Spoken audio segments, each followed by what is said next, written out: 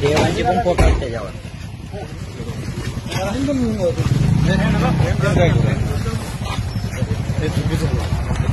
गाडीवर बसायला लागले. मी गाडी घेऊन चाललेलो साहेब. तुम्ही जप्त करायचं काय गरज नाही.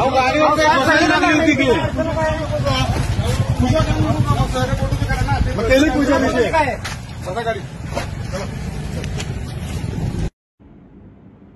जतमध्ये आज जी घटना घडलेली आहे त्या घटनेचा मी तीव्र शब्दामध्ये जाहीर निषेध करतो. ज्या एपीआयनं हा प्रकार केलेला आहे त्या एपीआयला सुतासारखा सरळ करण्याची व्यवस्था केली जाईल.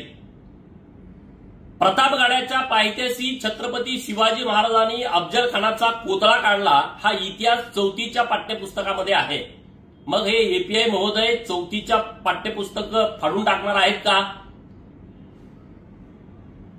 या महाराष्ट्रातला धारकरी आणि या महाराष्ट्रातला वारकरी यांच्या हृदयामध्ये छत्रपती शिवाजी महाराजांचा इतिहास आहे. त्यांना हृदयामध्ये स्थान आहे. त्यांना हृदयामधून तुम्ही बाजूला हटवणार आहात का?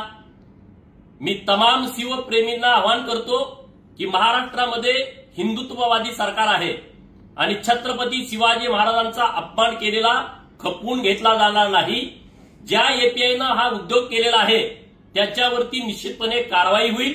मी राज्याचे मुख्यमंत्री माननीय देवेंद्र फडणवीस साहेबांच्या कानावरती ही गोष्ट घातलेली आहे. सांगली जिल्ह्याचे एसपी साहेब यांच्याशी सविस्तर बोललेलो आहे आणि त्यामुळं तुम्ही या सगळ्या गोष्टीचा संयम बाळगावा. ज्या एपीआयनं हे कृत्य केलेलं आहे त्याच्या पाठीमागं कोणी राजकीय शक्ती आहे का याची सुद्धा चौकशी झाली पाहिजे. कारण 2009ला ज्या नेते मंडळीच्या डोक्यात जंत होता त्यांनी जी दंगल घडवलेली आहे तसा काही प्रकार जतमध्ये करण्याचा प्रयत्न केला जातोय का याची सुद्धा चौकशीची मागणी मी करतोय.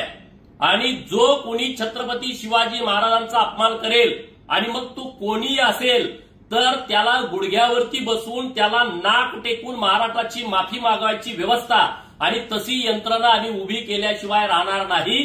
जय भवानी, जय शिव.